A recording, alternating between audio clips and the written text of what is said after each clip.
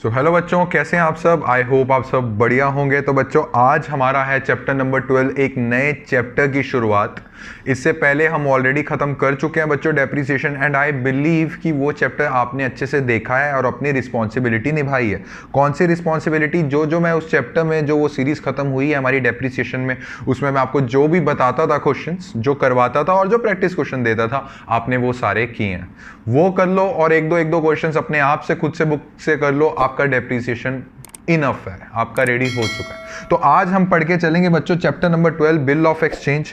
ये एक ऐसा चैप्टर है जिसके बारे में थोड़ा सा कहते हैं ना, ट्रेलर कहते हैं, ये मैं ऑलरेडी आपको दे चुका हूं। पूछो कौन से में। एक आई बटन पे आपको बना आ रहा है chapter number 2 part 2 basic accounting terms. याद करो, जो बच्चे हमसे पहले से जुड़े हुए हैं, हल्का हल्का मैंने हल्का हल्का इस चैप्टर के बारे में मैंने आपको बताया था। बीआर भूल जाओ, बस मैं आपको ये बताना चाहता हूं, हल्का हल्का मैंने इस चैप्टर के बारे में आपको बताया था। तो अभी मैं आपसे यही गुजारिश करता हूं कि पहले इस वीडियो को यहां पे पॉज कीजिए और वो टॉपिक हल्का हल्का ऊपर से देख के आइए कि उस चैप्टर में मैंने आपको क्या समझाने की कोशिश की है। आई बटन पे मैंने आपको लिंक दे दिया, इस लिंक से आप जा सकते हैं उस चैप्टर में, ठीक है। उसके बाद ये चैप्टर स्टार्ट कीजिएगा, क्योंकि उसमें मैंने आपको ट्रेलर दे दिया था, बेसिक्स थोड़े बहुत आपके मैंने क्लियर कर दिए थे। इसमें भी करेंगे, बट वो देख के आइए, ठीक है। तो बच्चों, ये वाला चैप्टर एक ऐसा चैप्टर है, अगर आपने हमारे अकॉर्डिंग पढ़ा, शुद्ध देसी कॉमर्स चैनल के अकॉर्डिंग पढ़ा, तो इस चैप्टर में आपको कभी भी दिक्कत नहीं आएगी। ये चीज मैं हमेशा बोलता हूं, इस चैप्टर में भी बोल रहा हूं। ये चैप्टर थोड़ा लेंथी है, ठीक है। तो इसमें प्रॉपर आपको टाइम देके चलना है चीजों को। आप टाइमली सारी चीजें दोगे और मैं सारा आपको टेबल भी बनवा के चलूंगा कि ये कंडीशन है तो ये करना है, ये कंडीशन है तो ये करना है। और एक चीज मैं आपको पहली बता दूं कि इस चैप्टर में पहले से ही ध्यान से बात कर रहा हूं, या बार बार मत पूछना, इस चैप्टर में 2 कैरेक्टर्स मैं प्ले करूंगा। याद कीजिएगा, बैंक रिकंसिलिएशन स्टेटमेंट में जैसे 2 कैरेक्टर्स लिए थे ना, मैं मालिक था और बैंक का कैरेक्टर मैंने प्ले किया था, स्टेट बैंक ऑफ इंडिया का। वैसे इसमें 2 कैरेक्टर्स प्ले करके चलेंगे। एक तो राम जो होगा वो सेलर होगा, मतलब जो अपना माल बेच रहा है, और शाम जो होंगे वो परचेजर होंगे। बस जब तक ये चैप्टर चलेगा, ये 2 एग्जाम्पल और आगे और कैरेक्टर्स आते रहेंगे, वो हम आगे जैसे जैसे टॉपिक्स आएंगे डिस्कस करते चलते रहेंगे। ये 2 कैरेक्टर्स तो पक्का है ही हैं, बार बार नहीं बोलूंगा मैं, ठीक है ना। तो चलिए बच्चों, स्टार्ट करते हैं। मुझे एक बात बता के चलिए, मिस्टर राम है और मिस्टर श्याम है, ठीक है। मिस्टर श्याम आए थे मिस्टर राम के पास, कहते हैं मेरे को अपने गुड्स परचेज करने हैं, जो आप टी शर्ट्स बनाते हैं वो मुझे परचेज करनी है आपसे। कहते हैं चलिए ठीक है जी, परचेज कीजिए, मतलब मिस्टर राम को सेल करनी है।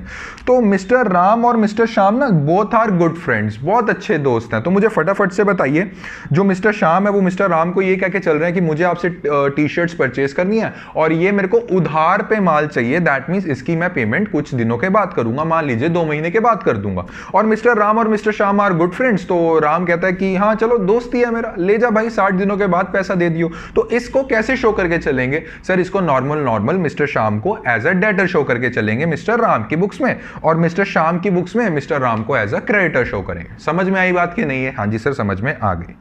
बच्चों, कभी कभी क्या होके चलता है, देखो हर कोई बिजनेस करना चाहता है, हर कोई यही चाहता है कि अगर मेरे दोस्तों से अगर मेरा माल बिक रहा है तो भैया 5वां और 6वां पर्सन जो आ रहा है वो अजनबी भी आए, तब मैं भी उसको बेचने के लिए तैयार हूं, क्योंकि मेरे को अपना बिजनेस एक्सपेंड करना है। मैं ऐसे नहीं कह सकता नहीं यार मैं अपना माल सिर्फ अपने दोस्तों को बेचूंगा, अजनबी जो आ रहा है वो उसको नहीं सेल कर सकता। ऐसा नहीं होता बच्चों, जब बिजनेस बड़ा करते हैं ना, जब बिजनेस को एक्सपैंड करना होता है तो रिस्क लेना पड़ता है। तो बच्चों, अब मेरी बात समझ के चलिए, हम ले रहे हैं हम दूसरी सिचुएशन। मान लीजिए मिस्टर राम सेलर है, मिस्टर श्याम परचेजर है। वही मिस्टर श्याम दोबारा से आए, इस बार मिस्टर राम और मिस्टर श्याम जो सेकंड सिचुएशन है, 2 दोस्त नहीं है, टोटली स्ट्रेंजर है।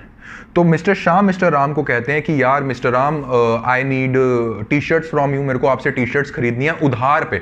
तो मिस्टर राम कहते हैं कि ले जा, और मिस्टर श्याम कहते हैं कि 2 महीने के बाद पैसा दूंगा। नाउ मिस्टर राम थोड़ा सा अपने ऊपर बात लेके देखिए, थोड़ा तो यार डर लगेगा, यार ये बंदा जो आ रहा है ना, ये अजनबी है, ये स्ट्रेंजर है, मैं क्या करूं? मिस्टर राम के दिमाग में आएगा नहीं आएगा कि यार कुछ मैं इससे कागज पे लिखवा लेता हूं और इसके साइन ले लेता हूं और इसमें इंटरवेंशन कर देता हूं हमारे लॉ का। कई बच्चों को समझ नहीं आई ये बात, मतलब कि एक मैं कागज ले लेता हूं, उस पे मैं कुछ लिख देता हूं कि आपको मेरे को गुड 60 दिनों के बाद देने हैं, और मिस्टर श्याम के उस पे साइन ले लेता हूं, और ये कागज अगर मिस्टर श्याम पे नहीं करते, क्या ये कागज मैं लेके जा सकता हूं कोर्ट कचहरी कि इसने मेरे पैसे नहीं दिए? नहीं, क्योंकि अभी ये लीगल कागज नहीं बना। लीगल कागज कब बनेगा? जब कुछ लीगल तरीके से उस कागज पे किया जाएगा। क्या? स्टैंप आती है बच्चों। कभी भी आप जाना, कोर्ट कचहरी में जाना, भगवान ना करे आपको जरूरत पड़े, वैसे तो कोर्ट कचहरी में हर कोई जाता है, प्रॉपर्टी से रिलेटेड कागजात बनाने के लिए जाते रहते हैं, तो वहां पे पूछना कि ये स्टैंप पेपर आता है, एक स्टैंप आती है, वो जो स्टैंप होती है ना बच्चों, अगर किसी भी कागज पे चिपक जाए, किसी भी कागज पे पेस्ट हो जाए और उस कागज पे एग्रीमेंट हो जाए और दोनों के साइन हो जाए, तो वो लीगल कागज बन जाता है। ये चाहे आप अपने पेरेंट्स से भी पूछ सकते हैं कि पापा, मामा, कुछ भी बोल सकते हैं कि अगर हम अपने पेपर पे स्टैंप लगा दें और मैं आपके साइन ले लूं, आप मेरे साइन ले लीजिए, क्या वो कागज लीगल हो जाएगा? जो उस पेपर पे बात लिखी हुई है, हाँ, वो कागज लीगल हो जाता है। तो मिस्टर राम के दिमाग में क्या आता है, आप सब मेरे साथ देखेंगे। मिस्टर राम के दिमाग में आता है, मिस्टर राम फटाफट अपने कैबिन में जाते हैं। बच्चों, ये वाला चैप्टर मैं आपको स्टोरी के थ्रू समझाने की कोशिश करूंगा, क्योंकि जो चीज बच्चों को कहानी के थ्रू समझाई जाती है वो ज्यादा लर्न रहती है बच्चों को, और प्रैक्टिकल एग्जाम्पल तो करके चलेंगे कॉन्सेप्चुअल नॉलेज के साथ। तो मिस्टर राम अपने कैबिन में भागे भागे जाते हैं। मिस्टर राम ना अपने कैबिन में जाते हैं और कागज लेके आते हैं।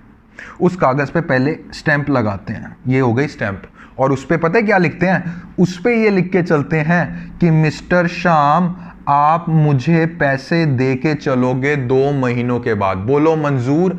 मंजूर है तो इस पे साइन कीजिए, मंजूर नहीं है तो इस पे साइन ना कीजिए। तो ये लिख के, और स्पेशली क्या, मैं बार बार नोटिस करवाने की कोशिश कर रहा हूं, इस पे स्टैंप लगा देते हैं। स्टैंप लग गया मतलब लीगैलिटी आ गई है, लीगल हो गया ये कागज, कोर्ट कचहरी वाला सिस्टम हो चुका है इस पे। ये कागज दे देते हैं मिस्टर श्याम को, और मिस्टर श्याम इसको पढ़ते हैं कि चलिए ठीक है, और मिस्टर श्याम इस कागज पे, ये जो कागज है, इस पे साइन कर देते हैं कि हाँ, मैं ये एक्सेप्ट करता हूं। मेरे वर्डिंग्स पे ध्यान देना, हाँ, मैं ये एक्सेप्ट करता हूं कि मैं आपके पैसे 2 महीनों के बाद पे करके चलूंगा। और ये कागज दोबारा से मिस्टर राम को दे देते हैं, और मिस्टर राम जो हैं उनका, वो भी इस पे साइन कर देते हैं। पहले साइन कौन करेगा? पहला साइन करता है मिस्टर श्याम, उसके बाद श्याम जब दे देता है, लो जी मैंने ये एक्सेप्ट कर लिया, उसके बाद मिस्टर राम उस साइन करके एक कॉपी रख लेते हैं अपने पास, एक कॉपी रख लेते हैं अपने पास। इस कॉपी को मिस्टर राम अपनी बुक्स में कैसे शो करके चलेंगे? BR के नाम से, बिल रिसीवेबल के नाम से। ये टॉपिक मैं पहले पढ़ा चुका हूं, देख के आइए, तभी मैंने आपको बताया था। और इसका एक कॉपी दे देंगे मिस्टर श्याम को। उस श्याम के लिए वो क्या कॉपी कहलाएगी, उसको हम कहेंगे BP। इसकी अभी एंट्रीज डिस्कस करेंगे, मैं आपको सिर्फ अभी ओवरव्यू दे रहा हूं बच्चों, टेंशन नहीं लेनी, एंट्री डिस्कस होंगी अभी, ठीक है। तो मिस्टर राम के लिए ये जो कागज का टुकड़ा है जिसपे लिखा हुआ है कि मुझे पैसे रिसीव होने हैं, मुझे इस बिल रिसीव होना है, वो क्या बुलाएंगे? Bill receive. और एक कॉपी जो मिस्टर श्याम ने एक्सेप्ट किया था, जिसपे साइन करके एक्सेप्ट किया था, उस पे मिस्टर श्याम के लिए ये कॉपी क्या है कि ये वाला बिल मुझे पे करके चलना है 2 महीने के बाद, इसलिए इसको क्या बुलाएंगे? BP, bills payable. अब बहुत से मन में सवाल आया है बच्चों के, ठीक है, बहुत से बच्चों के मन में सवाल आया, क्या सर ये अभी इंट्रोड्यूस हुआ है? क्या सर ये पहले भी चीजें हुआ करती थी? बिल्कुल हुआ करती थी, ये तो अभी अंग्रेजों ने नाम दे दिए हैं BR और BP। पहले क्या होता था बच्चों, अगर मैं, चलो छोड़ो पढ़ाई वढ़ाई छोड़ो, आज पुराने जमाने की बातें करते हैं। पहले क्या होता था बच्चों कि पहले जमाने में भी ये चीजें हुआ करती थी। पहले जमाने में आप सब जैसे जानते हैं, गांव हुआ करते थे, विलेज हुआ करते थे। तो एक गांव के आदमी को अगर अपना माल बेचना है उधार पे दूसरे गांव के आदमी से, तो बीच में गांव के मुखिया पड़ते थे। अब मुखिया कौन होता है? मुखिया main person of the village होता है, जो एक तरह से मान लो जैसे सरपंच टाइप होते हैं ना गांव के, वो पड़ा करते थे। तो एक गांव से जब दूसरे गांव, मान लीजिए फर्स्ट विलेज है, ये सेकंड विलेज है, तो एक विलेज का आदमी जब दूसरे विलेज के आदमी को माल बेचता था, तो बीच में किसी को तो पढ़ना होता था ना, तो गांव के मुखिया पढ़ते थे बीच में, ठीक है। तो अब बात ये आई कि सर मैं 2 महीने के लिए उधार पे तो दे रहे हैं, एक गांव का आदमी कह रहा है मैं 2 महीने के लिए उधार पे दे रहा हूं, तो यार मेरे को कुछ गारंटी तो चाहिए। तो उस जमाने में, पुराने वाले जमाने में बच्चों, एक चीज, एक वर्ड शायद आप सबने सुना होगा, हुंडीज, HUNDIS। ये हुंडियां बना करती थी, ये हिंदी का वर्ड है, इसमें कोई वो वाली बात नहीं है, हुंडियां बना करती थी, जिसको बोलते हैं हुंडीज। तो एक गांव का जो मुखिया होता था वो हुंडी पे लिख के देता था कि 2 महीने के बाद भाई साहब आपके गांव वाले बंदे ने प्रोडक्ट लिया है उधार पे, 2 महीने के बाद आपने हमें पे करके चलना है। हुंडियां बना करती थी। पुराने जमाने में हुंडीज बुलाते थे, और इस जमाने में क्या बुलाते हैं बच्चों? Bill of exchange. एक तरीके का ना नॉलेज को ग्रास्प करने की कोशिश किया करो। बिल ऑफ एक्सचेंज आप लोगों के अकॉर्डिंग क्या है? सर बिल ऑफ एक्सचेंज के अंडर ना इंस्ट्रूमेंट्स आते हैं। इंस्ट्रूमेंट्स का मतलब होके चलता है, डॉक्यूमेंटेशंस आके चलते हैं जो ये बोलती है, जो एक तरीके से सिक्योरिटी देती है कि 2 महीने के बाद मुझे अपना पैसा मिल जाएगा। नहीं मिला तो कानूनन कार्रवाई कर सकता हूं मैं। क्यों? क्योंकि उस पर स्टैम्प पेपर लगा हुआ है।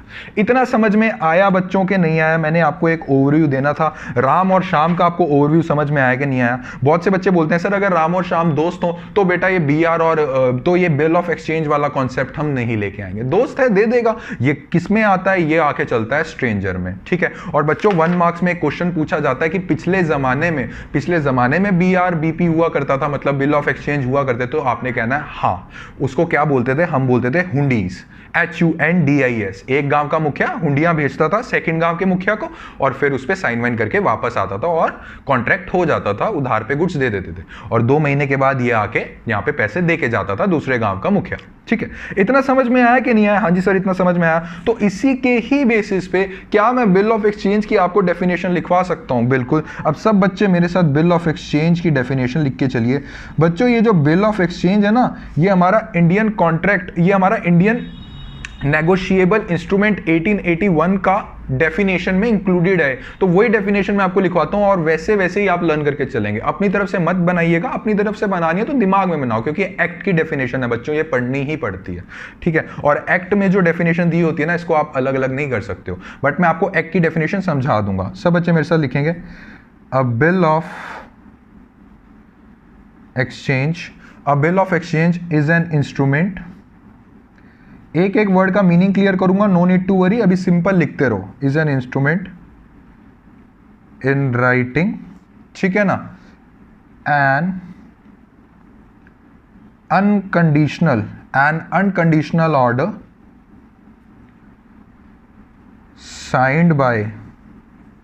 signed by the person, signed by the maker, signed by the maker directing to pay a certain sum of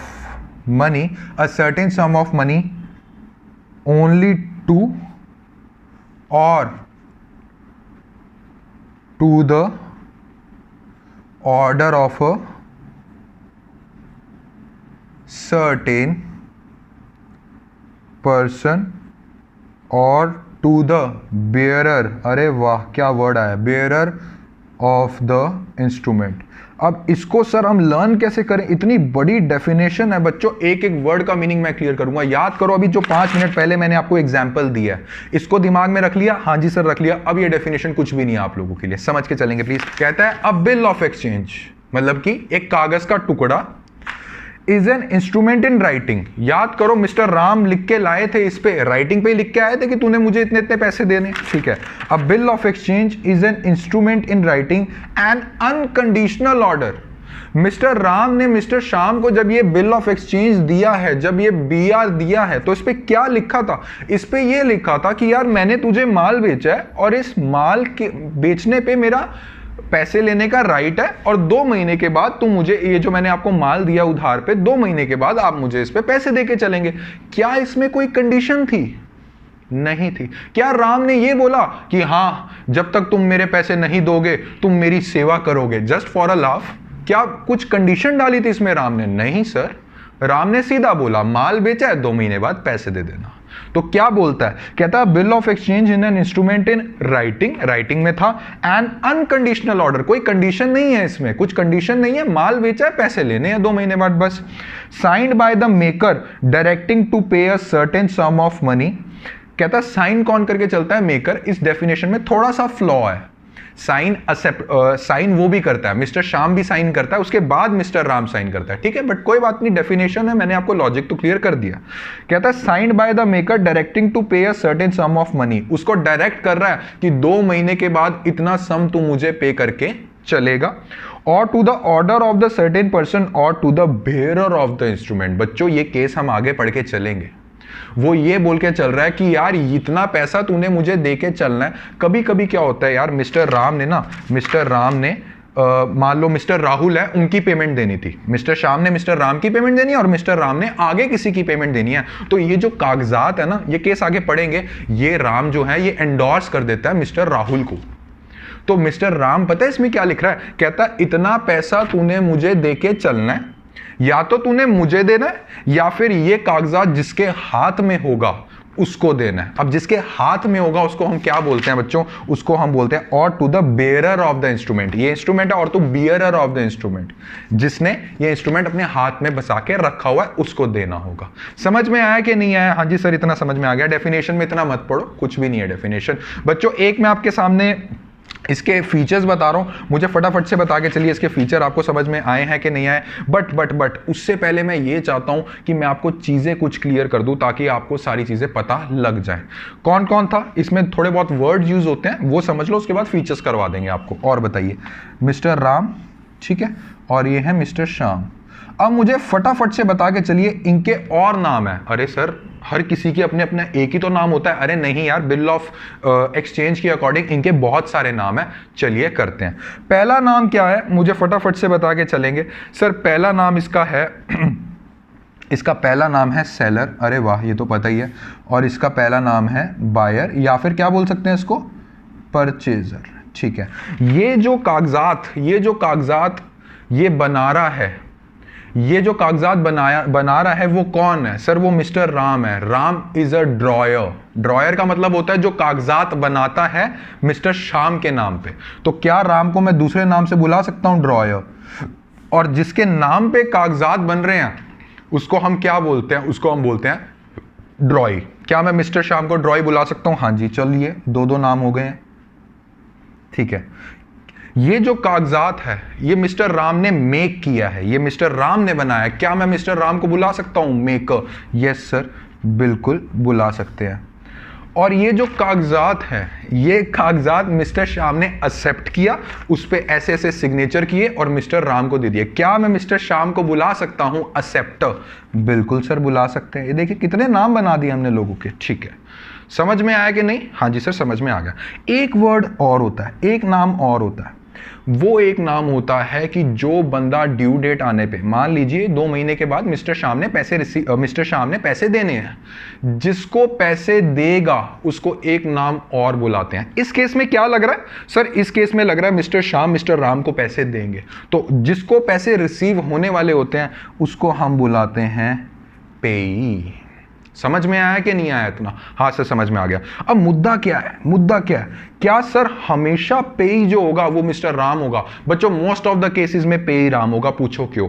अगर मिस्टर राम ने ये जो कागजात हैं 2 महीने के बाद अपने पास ही रखे, तो मतलब मिस्टर श्याम मिस्टर राम को ही पेमेंट देंगे, क्योंकि अभी हमने डेफिनेशन पढ़ी है कि मुझे ये पेमेंट दे के चल, या तो मुझे या फिर लास्ट में 2 महीने खत्म होने के बाद जब पेमेंट का टाइम आएगा, ये कागजात जिसके हाथ में होगा तो उसको पेमेंट दे के चलेगा।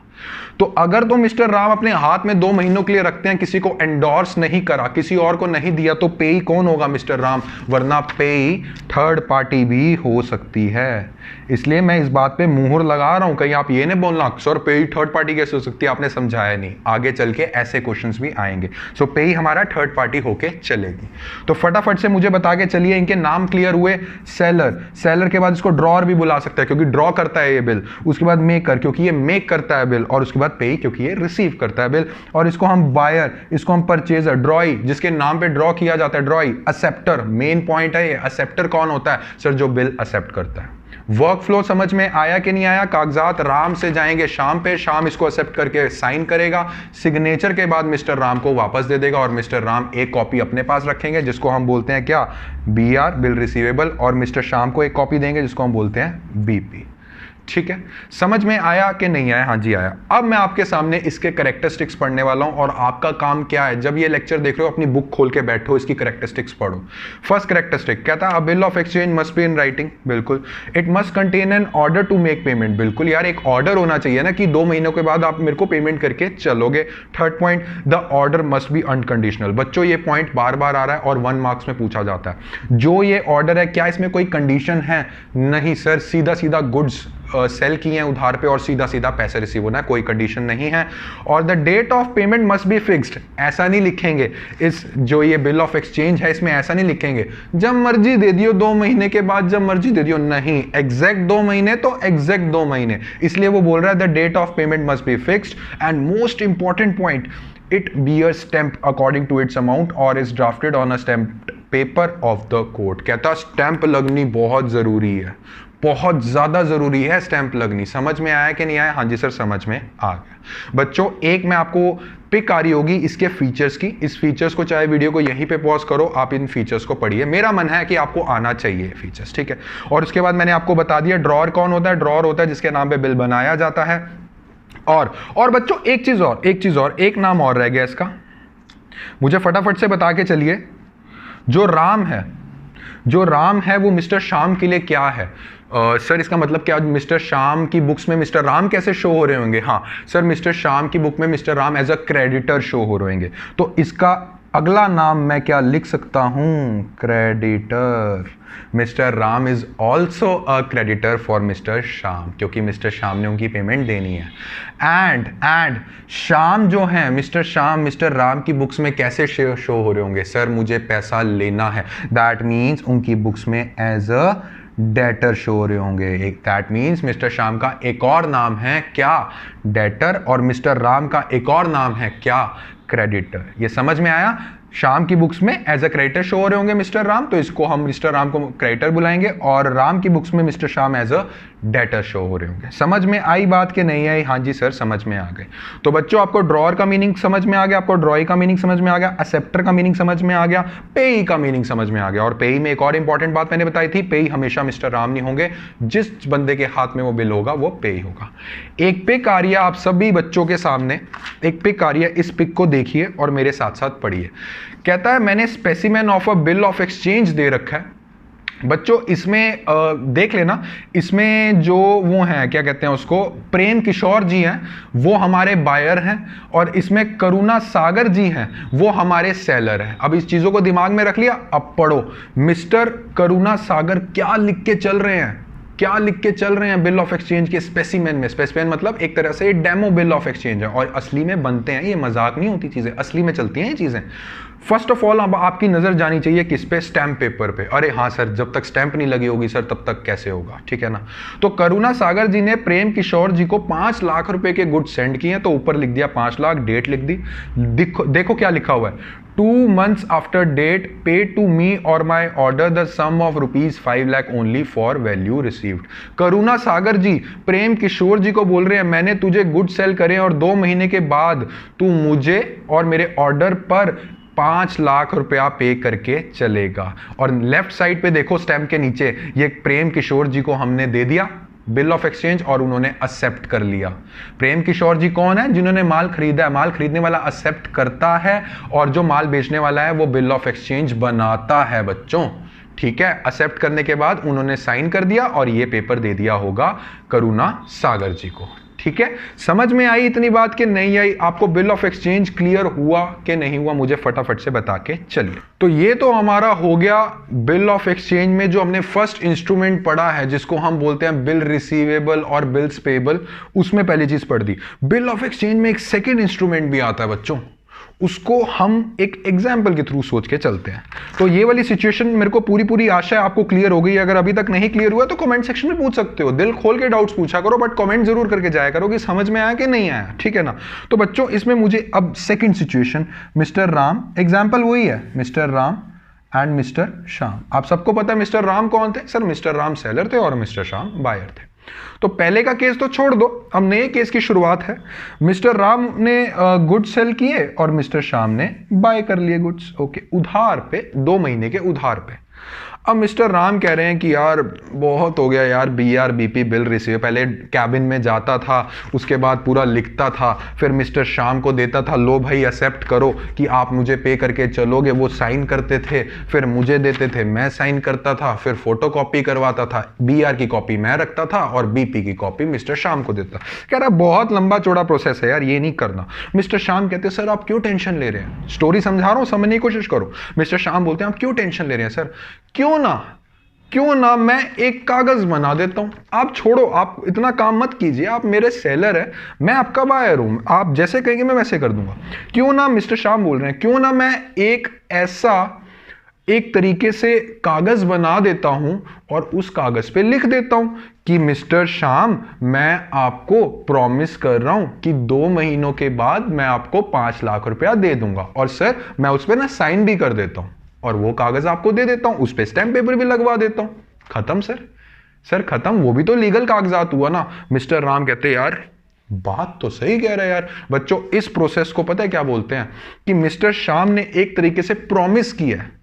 मिस्टर श्याम, इसमें सिर्फ एक ही बंदा कागजात बनाता है, मतलब उसमें भी एक ही बंदा बनाता था, मतलब उसमें जैसे ऐसे ऐसे कागजात होते थे, इसमें बस मिस्टर श्याम ने कागज बनाए और मिस्टर राम को दे दिए, और मिस्टर श्याम उस पर पता है क्या लिख के चलते हैं, मैं प्रॉमिस करता हूं कि मैं इतना इतना डेट के बाद आपको पैसे दे दूंगा, प्रॉमिस करता हूं। इसलिए बेटा इस केस में इस कागजात को पता है क्या बुलाते हैं, प्रॉमिसरी नोट। Promissory note. एक बार देख लूं स्पेलिंग सही है, अरे बिल्कुल सही है सर। प्रोमिसरी नोट क्या मतलब होता है प्रोमिसरी नोट का? सर प्रोमिसरी नोट का मतलब ये होके चलता है कि मैं एक तरीके से आपको प्रॉमिस कर रहा हूं, जो श्याम है, जो बायर है, वो प्रॉमिस कर देता है सेलर को कि मैं आपको इतने पैसे दे दूंगा। सिंपल। इसमें भी वही होगा, ऐसे कागजात बनेंगे और इस पे स्टैम्प पेपर जरूर लगाना है। इस पे स्टैम्प पेपर लगेगा और जो मिस्टर श्याम है वो मिस्टर राम को ऐसे लिख देंगे, मैं आपको प्रॉमिस कर रहा हूं इतने पैसे मैं आपको दे दूंगा, और मिस्टर श्याम यहां पे साइन करके मिस्टर राम को दे देंगे। खत्म।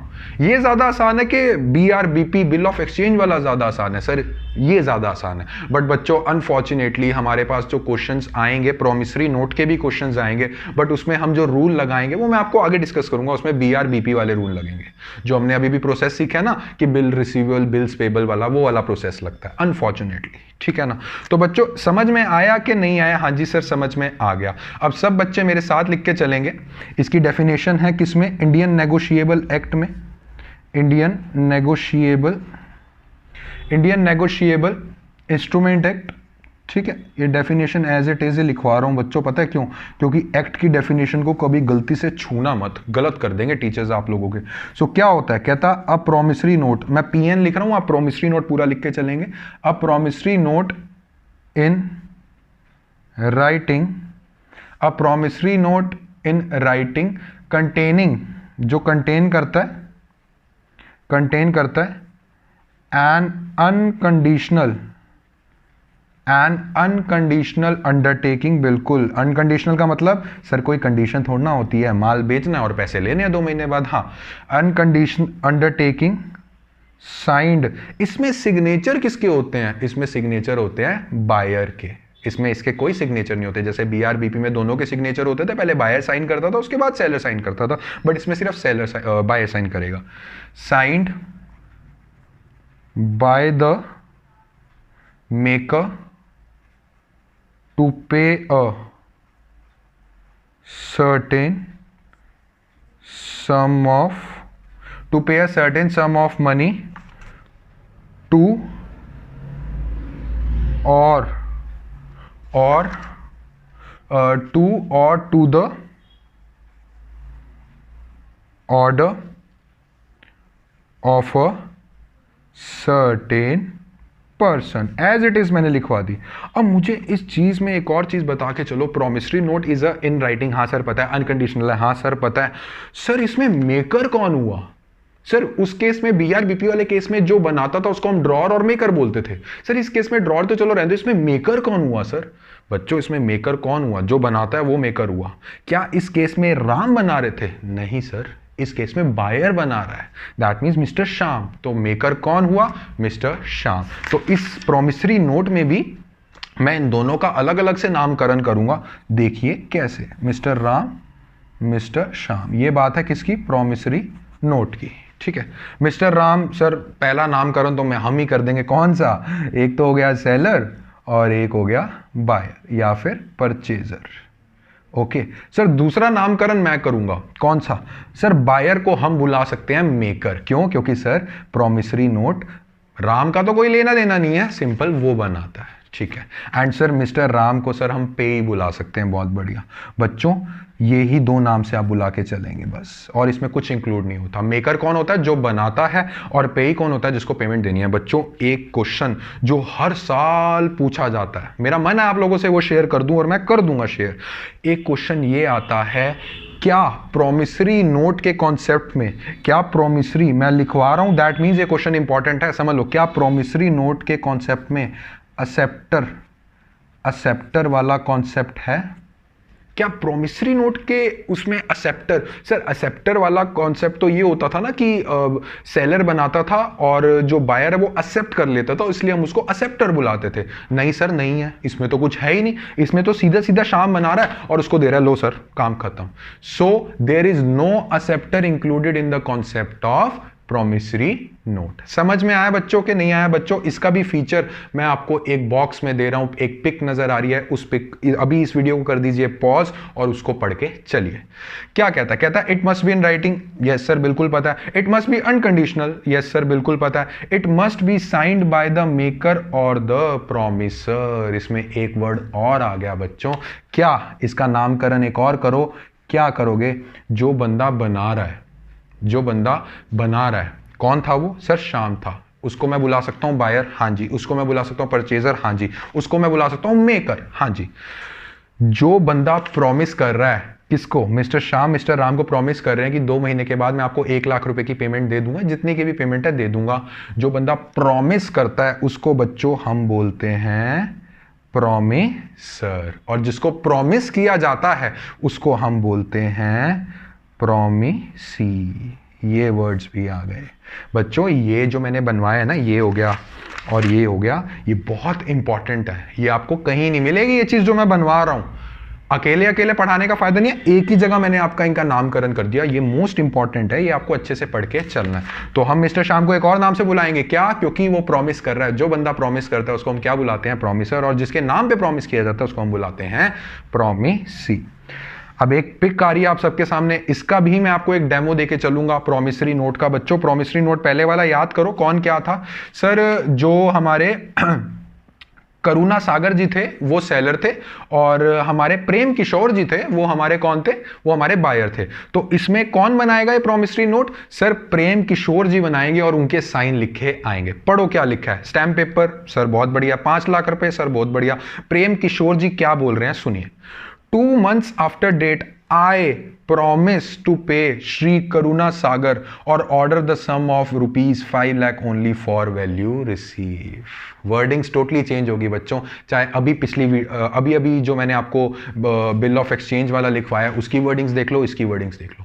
इसमें प्रॉमिस कर रहे हैं प्रेम किशोर जी कि मैं करुणा सागर जी को पे कर दूंगा, दैट्स इट, खत्म। इसमें BRBP वाला कॉन्सेप्ट है ही नहीं। और सिग्नेचर इसमें कौन करता है? सर सिग्नेचर इसमें सिर्फ एक पार्टी करती है, कौन?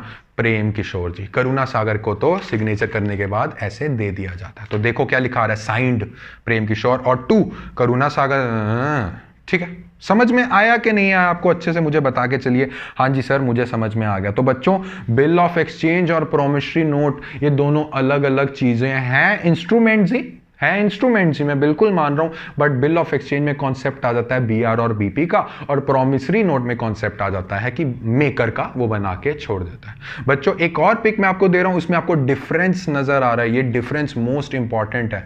मुझे नहीं पता कि अब की बार आएगा नहीं आएगा, बट पिछले जब थ्योरी पार्ट आता था ना 2-2, 3-3 नंबर में, ये डिफरेंस पूछा जाता था। बट आप लोगों के इस बार मेरे को लग रहा है पहले 14-15 मार्क्स के MCQ होंगे, तो इसमें से वो पॉइंट उठा के दे सकते हैं। तो ये डिफरेंस तो पढ़ना ही पढ़ना होता था, चाहे बच्चे को बिल ऑफ एक्सचेंज आता है कि नहीं आता। मैं बच्चे को यही बोलता था कि यार ये तो पढ़ ही ले, ये तो आएगा ही आएगा, तो आपको ही पढ़ के चलना है। ठीक है, कोई प्रॉब्लम आएगी तो पूछ लेना कमेंट सेक्शन में। तो बच्चों अब प्रैक्टिकल वाले क्वेश्चंस हैं, ये आगे करके चलेंगे। मैं ऐसा नहीं हूं कि सीधा सीधा आपको प्रैक्टिकल क्वेश्चन समझा दूं जब तक बेस ही नहीं समझाया हुआ। तो आज की वीडियो में हमने बेस क्लियर करा है ताकि आपको समझ में आ जाए, अच्छा बिल ऑफ एक्सचेंज में ऐसे वर्किंग चलती है, प्रॉमिसरी नोट में ऐसे वर्किंग चलती है। ये चीज आपको बहुत हेल्प करेगी प्रैक्टिकल क्वेश्चंस में। तो बच्चों आज के लेक्चर में अगर कोई भी डाउट है तो जरूर कमेंट सेक्शन पे कमेंट कर दीजिएगा, हम उसको पूरी कोशिश करेंगे सॉल्व करवाने की। And you can also contact us on WhatsApp regarding your queries. ठीक है, तो जो डिफरेंसेस हैं वो आप लर्न कीजिए, ठीक है, और कोई भी डाउट आए तो पूछिए। तो बच्चों आज का वीडियो अगर आपको पसंद आया तो जरूर लाइक शेयर एंड सब्सक्राइब कीजिएगा ताकि ये वीडियो ज्यादा से ज्यादा बच्चे देख सकें। मिलते हैं बच्चों नेक्स्ट लेक्चर में, तब तक के लिए हैप्पी लर्निंग, थैंक यू।